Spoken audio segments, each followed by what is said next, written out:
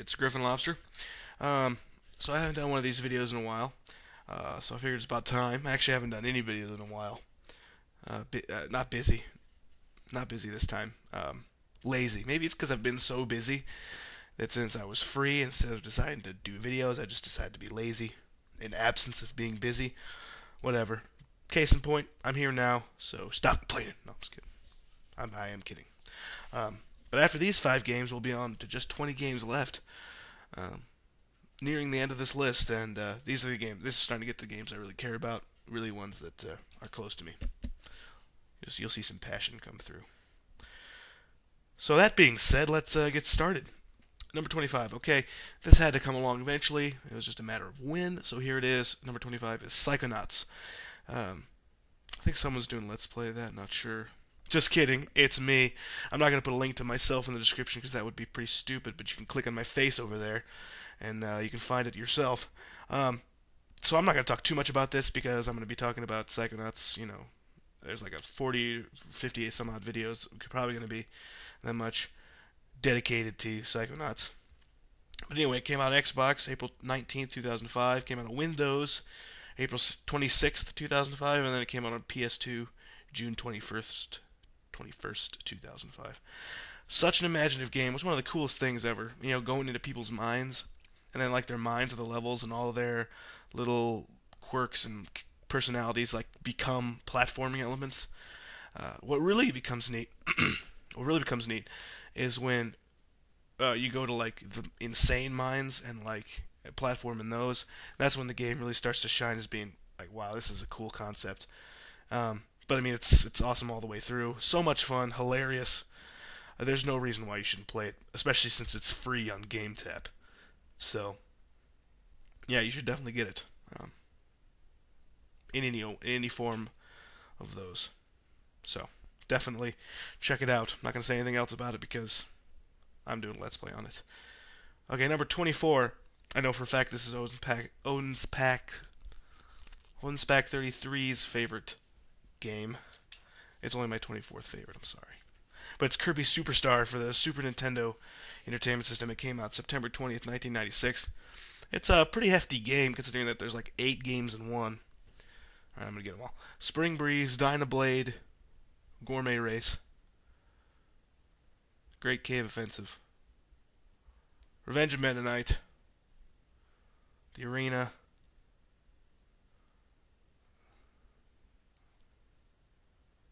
and then there's like, I think there's 2 sub games. I don't know. There might be other stuff. I forget now. It's crap. Oh well, whatever. There's a lot. It's a lot to be had for just one single cartridge. And they did a remake for Nintendo DS, Kirby Superstar Ultra, where they added a couple things. The graphics look nicer. I think so anyway. And it's just really, it's a cool game all around, really fun game.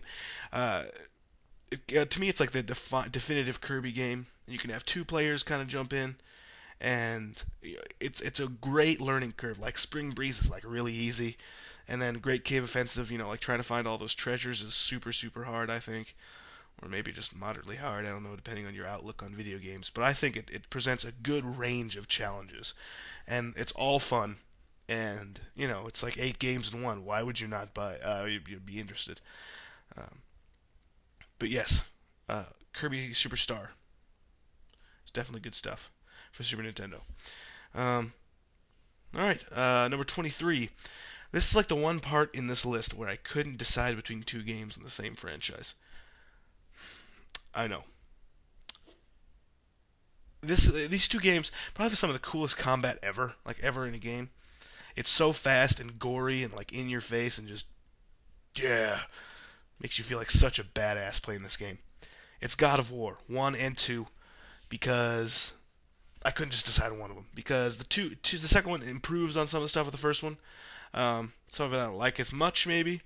And then the first one, you know, has like the first time you're playing as Kratos, the main character, who's just a total bamf. You know, it's just great. The storyline's so cool. The big reveal in the first game when you find out why Kratos is all like white, and so when you find out like his past with the God of War Ares, the title's sake, and that's like the Ares like the main protagonist of the first game, and then like the second game is like everything else. It's kind of like Greek mythology is the kind of the main storyline, but it's the combat that just blows me away. You have so many options.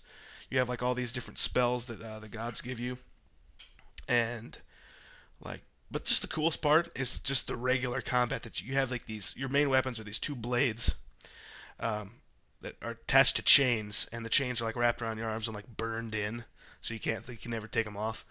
So you like whip these knives into people, these huge, and they just go like flying into pieces, and it's so brutal.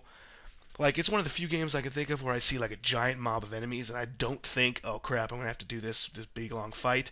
I think, awesome, this is gonna be a gore fest. I'm gonna destroy all these people, and it is just so cool. The boss fights are huge and epic, and like it's so the way you kill these big huge bosses is so brutal and so simultaneously awesome that I honestly some of the time just like, yeah, you know, you know the feeling if you played the game. But I would recommend it to anybody who just likes third-person action, and it's fast-paced, just great game. A little short maybe, but it's for what you get out of it. It delivers for the short amount of time you play it. Definitely check it out. Okay, number 22 is Call of Duty 4. That came out. Oh, did I say what? I didn't say what God of War came out for. God of War 1, they both came out for PS2. The first one came out March 22nd, 2005. The second one came out March 13th, 2007. Okay, number 22, Call of Duty 4. That came out for 360, PS3, and Windows on November 6, 2007, and then it came out for Mac September 26, 2008. Now, I've played like a lot of Call of Duty because I love it. It's cool. The first three games were all like World War II, and then this game it kind of made its own universe, futuristic war kind of thing. Maybe kind of even reminiscent to what's going on. Only now in the world, only like upscaled to like even a more like gruesome level, and it is just so cool. Like it pulls you in, and you really feel like you're part of a war with these characters, and the gameplay is tight. The mechanics are just so spot on. Visuals are amazing. The game looks so good. It absolutely succeeds on all levels. It won a bunch of 2007 Game of the Year awards. I personally wouldn't give it to that game. You'll see what I give it to later in this list. But it was absolutely a phenomenal game. And anyone with any mode to play it should definitely do so, because you're not going to find much better war first-person shooters out there, in my opinion. Again, this is all my opinion. Okay. And last one for this list, number 21, Mega Man 2. That came out for the Nintendo Entertainment System, July 1989. I couldn't get a day for that. And that came out on Virtual Console September 15th, 2008, to coincide with Mega Man 9. I love the Mega Man series. I've kind of always loved them. As a kid, I thought it was so hard. Now I still think it's hard. I mean, I think they're hard games. They really are. It takes a certain level of skill to be able to play those, because it's all like pattern memorization with the enemies, and there's so much like instant kill stuff, like the spikes and the pits, and Robot Masters are so fast, and so you just gotta memorize where they're gonna go, hit them, and then know when to retreat. It takes a lot out of you as a gamer, but it's so much fun. It's a really rewarding experience. Mega Man 2 is maybe what I would consider the most outsider friendly. If you're new to the series, I'd recommend doing that one first, because it's a little bit easier than the rest. And it kind of went on to do the Mega Man X series, and then then it kind of got 3D adaptations. I'm not sure I like the 3D adaptations as much, but my favorite out of all the Mega Mans are just like the 8-bit, bread and butter kind of Mega Man. It's so good. Mega Man 2 is my favorite of the 8-bit Mega Mans. Mega Mans sounds funny because I don't want to say Mega Man. That sounds stupid.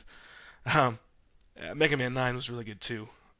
That was a recent release for WiiWare that was done in the style of an 8-bit game, and it's really great.